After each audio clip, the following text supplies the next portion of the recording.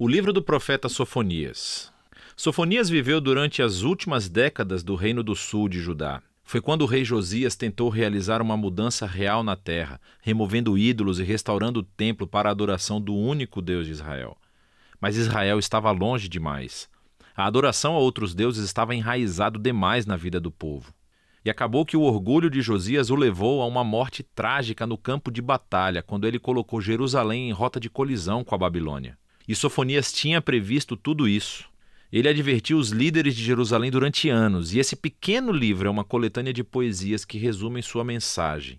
Ele foi criado com 3 partes principais. A primeira se concentra no dia do julgamento do Senhor sobre Judá e Jerusalém. A segunda parte é sobre o dia do julgamento do Senhor sobre as nações e Jerusalém novamente. E a terceira parte explora a esperança que resta para as nações e para Jerusalém do outro lado do julgamento de Deus. A primeira sessão começa com a chocante inversão de Gênesis 1. Assim, o mundo bom e ordenado de Deus voltará à desordem, às trevas e ao caos, tornando-se inabitável mais uma vez. E quando você continua a ler, percebe que Sofonias desenvolve todas essas imagens poéticas poderosas para descrever como o mundo de Jerusalém vai acabar. Todas as instituições da cidade serão destruídas por adorar os deuses dos cananeus. Todos os líderes que perpetraram a injustiça, todos os centros econômicos onde empréstimos e trocas tortuosas ocorreram, tudo isso acabará junto com as muralhas da cidade. Sofonias desenvolve essas imagens quase apocalípticas para mostrar o significado do que vai acontecer. Tudo se refere a um grande exército que está vindo para acabar com Jerusalém. É interessante que Sofonias nunca menciona qual exército Deus usará para trazer esse julgamento. Mas sabemos dos outros profetas, Miqueias ou Abacuque, que é a Babilônia. Mas Sofonias nunca menciona isso, pois ele quer destacar o papel de Deus em orquestrar a ascensão e a queda da cidade. E na verdade é isso que dá esperança a Sofonias. Não que Jerusalém como um todo possa evitar o seu destino, mas no poema final da seção 1, ele clama a todos em Jerusalém que busquem o Senhor. E ele diz que estes serão os remanescentes fiéis, as pessoas que poderiam ser poupadas caso se arrependam. Na segunda sessão, Sofonias amplia seu foco para incluir as nações ao redor de Judá, assim como os filisteus ou moabitas, os amonitas e até os assírios. Ele acusa todos eles de corrupção, violência e arrogância. E ele prevê que todos eles também cairão diante da Babilônia.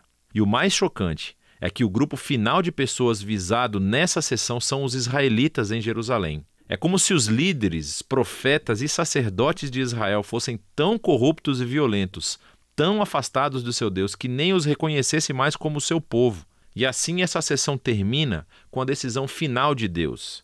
Ele diz que vai reunir todas as nações, incluindo Jerusalém, e derramar sua indignação ardente. A justiça de Deus se torna esse fogo consumidor que devora o mal da terra, que é realmente intensa. E assim, a seguinte linha que nos leva à parte final do livro vem como uma surpresa total. Descobrimos que esse fogo ardente do julgamento divino não visa destruir as pessoas. Pelo contrário, seu propósito é purificar as nações, inclusive Jerusalém. Então, a sessão começa quando Deus diz que ele vai curar e transformar as nações rebeldes em uma única família unificada. E que depois de serem purificados, eles vão se desviar de seu mal e invocar o nome do Senhor.